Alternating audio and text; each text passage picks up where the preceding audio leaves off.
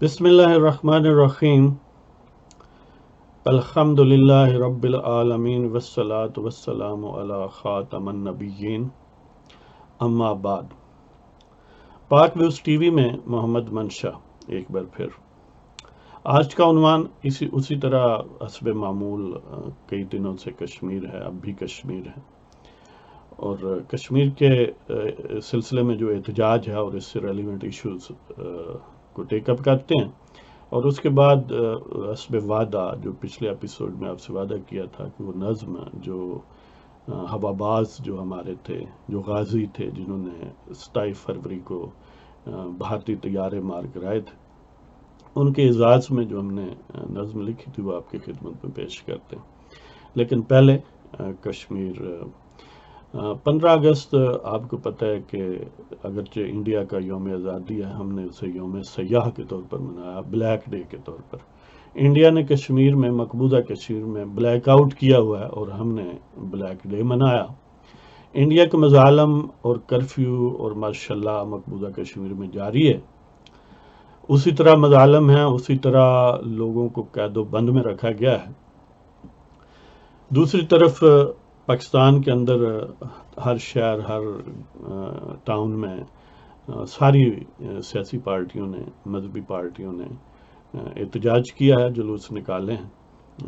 کشمیری عوام پر جو بے پناہ ظلم و ستم ہے اس کو ہائی لائٹ کیا ہے اور غم و غصے کا اظہار کیا ہے، اور کشمیر بنے کا پاکستان کا عزم کیا ہے، پاکستان کے زیر انتظام آزاد جموں اور کشمیر میں بھی، اور پاکستان میں جو مین لینڈ پاکستان ہے اس میں بھی۔ دوسری طرف بیرون ملک بھی احتجاج ہوا، اور سب سے بڑا احتجاج لندن میں ہوا۔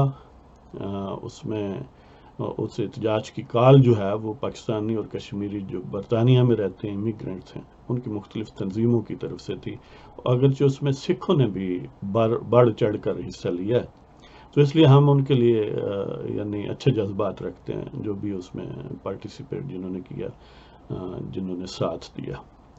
تو لندن میں انڈین ہائی کمیشن کے سامنے انہوں نے مظاہرہ کیا، اور دوسری طرف ڈپلومیٹک لیول پر چائنا کی ریکویسٹ پر، یعنی ہم یہ سمجھتے ہیں بعض دوست کہ پاکستان کی ریکویسٹ پر پاکستان کے وزیر خارجہ نے اگرچہ یو این سیکیورٹی کونسل کو خط ضرور لکھا ہے، لیکن چائنیز ریکویسٹ پر یہ کنسلٹیٹو میٹنگ جو یو این سیکیورٹی کونسل کی ہے وہ ہو رہی ہے، اور اس بات کو کنفرم جو ہے وہ جو کرنٹ پریزیڈنٹ ہے یو این سیکیورٹی کونسل کا، بلکہ سیکیورٹی کونسل کی یعنی خاتون ہے، جو اینا وورونیکا ہیں اور پولینڈ سے ہیں، کیونکہ کرنٹ پریزیڈنسی اس مہینے اگست 2019 میں وہ پولینڈ کے پاس ہے۔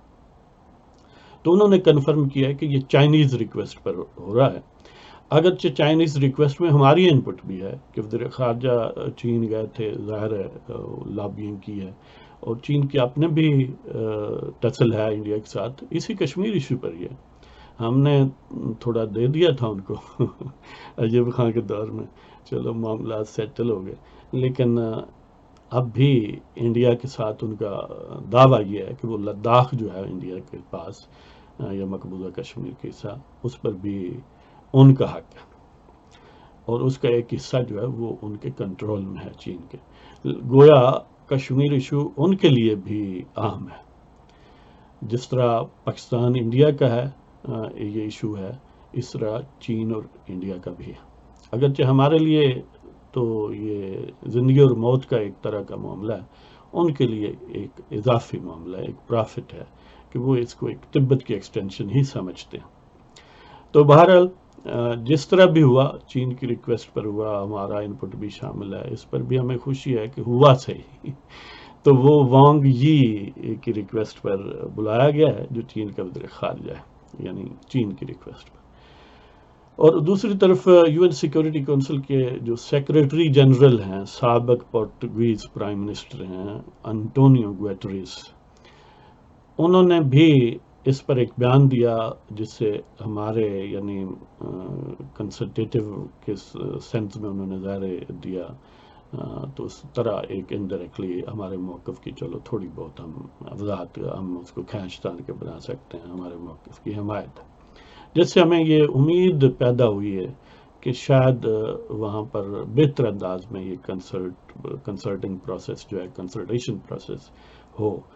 اگر ان 15 یو این سیکیورٹی کونسل کے ممبرز جو ہیں، جن میں سے 5 مستقل 10 غیر مستقل ہیں، اور ان غیر مستقل میں مسلمانوں میں سے 2 ہیں، ایک کویت ہے، ایک انڈونیزیا ہے اس وقت، تو چین نے تو کلیئرلی ہمیں سپورٹ کیا ہے، کرے گا، اس پر ہمیں یقین ہے۔ باقی کویت اور انڈونیزیا کا معاملہ یقینی نہیں ہے، اس لیے کہ ان کے اپنے بڑے مفادات ہیں انڈیا کے ساتھ، ہمارے مقابلے میں انڈیا کے ساتھ کہیں زیادہ ہیں۔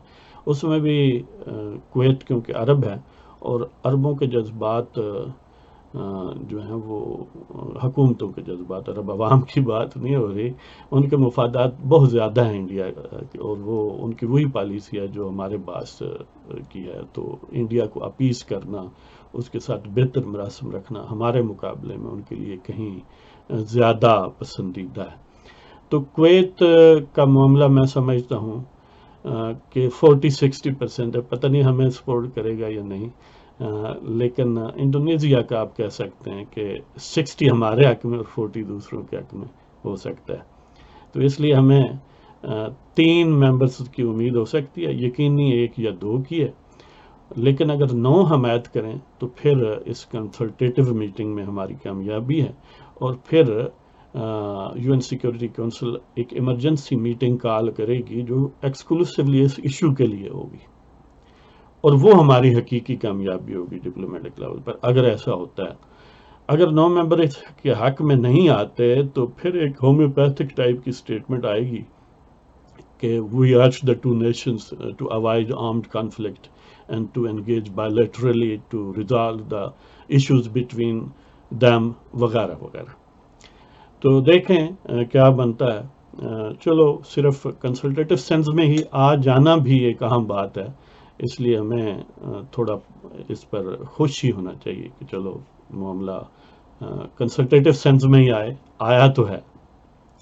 اب ایل او سی پر، لائن آف کنٹرول پر جو ایکسچینج آف فائر ہوا ہے، انڈین افواج نے پاکستانی افواج پر بمباری کی، شیلنگ کی، 3 فوجی ہمارے شہید ہوئے، 3 جوان شہید ہوئے، اور جواباً مبینہ طور پر پاکستان نے شیلنگ کی، اور 5 بھارتی جو سورمے ہیں وہ ویسل جہنم ہوئے۔ تو اللہ کرے کہ بالآخر کشمیر کا ایشو جو ہے وہ ڈیسائیڈ ہو جائے، طے ہو جائے، اور اس طرح طے ہو کہ وہ پاکستان کا حصہ بنے، اور پھر یعنی یہ علاقہ ترقی کرے، امن کا گہوارہ ہو۔ لیکن یہ دعائیں ہیں، امیدیں ہیں، ہماری اپنی ایفرٹ کوئی اس کو پروو نہیں کرتی۔ ایک طرف ہم یہ چاہ رہے ہیں کہ انڈیا کا نے جو بلیک آؤٹ کیا ہوا ہے، جو کلیمپ ڈاؤن ہے کشمیر پر، جو ان کی لیڈرشپ کو نظر بند کیا ہوا ہے، عوام کو خوار کیا ہوا، اس کو وہ چھوڑیں، ان کو حق دیں، لیکن لیڈرشپ کی یعنی محبوبہ مفتی کی یا یاسین ملک کی یا وہ جو عمر فاروق ہے وغیرہ وغیرہ، ان کی رہائی، یا میر واعظ عمر فاروق ہے، ان کی رہائی کے لیے ہم کہتے ہیں، لیکن خود مودی کی ڈیمانڈ پر ہم نے اپنے کئی لوگوں، درجنوں لوگوں کے خلاف درجنوں مقدمے دہشت گردی کے قائم کیے ہوئے ہیں، اور ان کو اریسٹ بھی کیا ہوا ہے۔ عجیب بات یہ ہے کہ جو اپنے گھر ہیں ان کو تو ان کے حکم پر بند کیا ہوا ہے، اور انہیں کہتے ہیں کہ تم چھوڑ دو۔ یہ بھی عجیب و غریب۔ اب اس پر کون ہمارا ساتھ دے؟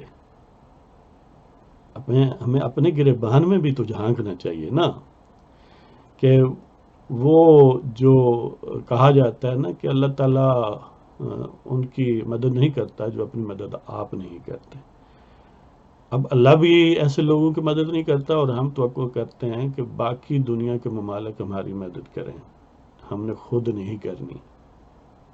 خود تو ترلے کرتے رہتے ہیں ہمارے وزیر اعظم ان کے، اور وہ گھاس نہیں ڈالتے، دیکھیں ڈپلومیٹکلی انگیج کرنا کوئی بری بات نہیں ہے، لیکن اس کا ایک طریقہ کار ہے کہ پرائم منسٹرز لیول پر کنٹیکٹ یونیلیٹرل نہیں ہوتا، اس سے پہلے لوور لیول پر بیک ڈور ڈپلومیسی ہوتی ہے. جب کہیں اس لیول پر بات پہنچ جائے کہ یقینی بات ہو کہ اب ہوگا، تو پھر ایک خاص وقار سے دونوں ایک دوسرے کے قریب آ کے بات کرتے ہیں. اس طرح نہیں ہے کہ آپ فون کریں اور وہ ان کا پی اے کہہ دے کہ ڈونٹ کال اس جی، یا آپ خط لکھتے رہیں، آپ منتن ترلے پبلکلی کرتے رہیں اور ان کی کامیابی کی دعائیں کرتے رہیں. یہ طریقہ کار جو ہے یہ کچے پن کا اظہار ہے اور شودے پن کا اظہار ہے، وہ پنجابی میں کہتے ہیں. اب آپ کی خدمت میں وہ نظم پیش کرتا ہوں، لیکن اس میں ایک ورڈ آف کاشن ہے. بڑی خوشی کی بات ہے کہ ہمارے 2 پائلٹوں نے ان کے 2 طیارے گرا دیے، لیکن جب پہلے دن 12 آئے تو وہ تو ڈراپ کر کے اپنا بارود چلے گیا نا. پھر 2 آئے، چلو خوش قسمتی سے ہم مارنے میں کامیاب رہے. وہ کہتے ہیں کہ ہمارا ایک ہی گیا ہے، لیکن چلو ہم مانتے ہیں ہم نے 2 مارے ہیں. لیکن آپ امیجن کریں کہ 14 مکے آپ کے منہ پر کوئی رسید کرے، 12 تو آپ کی گالوں پر لگیں اور 2 مس ہو جائیں، تو اس پر شادیانے نہیں بجائے جاتے، اچھلا نہیں جاتا. تھوڑا بہت چلو ٹھیک ہے، 14 لگنے تھے 12 لگے ہیں اور 2 گویا ہم نے پکڑ لیے ہیں. تو اس حوالے سے بھی کبھی سوچا کریں کہ سمپلی اس طرح یک طرفہ شادیانے بجانے اور اپنے آپ کو پہلوان ثابت کرنے سے مسائل حل نہیں ہوتے، نہ بندہ طاقتور ہوتا ہے. یہی معاملہ ایسٹ بنگال میں یا ایسٹ پاکستان میں ہوا تھا کہ ہم ان کو گھٹیا، چھوٹا اور پتہ نہیں کیا کیا ہماری جو مقتدر طاقتیں ہیں وہ سمجھتے تھے، لیکن جو انجام ہوا وہ بڑا شرمناک ہے ہمارے لیے. تو اب یہ اس لیے میں کہہ رہا ہوں، ایک تو ایک ریزنیبل بات ہے کہ انالیٹیکلی سوچا کریں، اور دوسرا یہ ہے کہ چلو کچھ دوستوں کو یہ شوق بھی ہوتا ہے کوئی دشنام کی جگہ مل ہی جائے نا، کوئی گالی گلوچ کی بھی آخر کوئی گنجائش رکھنی چاہیے کہ جو دوست گالیوں کے شوقین ہیں وہ چلو دے شے کہ کچھ خوش ہو لیں گے. تو اب وہ نظم پیش کرتا ہوں جو نعمان علی اور حسن صدیقی کی طرف سے غازی بننے پر، ان کی طرف سے دشمن کے جہاز گرانے پر اعزاز کے طور پر لکھی گئی تھی. حکومت پاکستان نے تو اب ریکگنائز کیا نا ان کو ستارہ جرت اور تمغہ جرت دیا ہے. ہم نے اسی وقت دے دیا تھا. حکومت تو 23 مارچ کو بھول گئی تھی، اب یاد آیا ہے، لیکن ہم نہیں بھولے تھے، اسی وقت دے دیا تھا. تو حاضر کرتا ہوں جی. دشمن جو لہو لہان ہوا ہے، دشمن جو لہو لہان ہوا ہے، یہ تازہ آج ایمان ہوا ہے.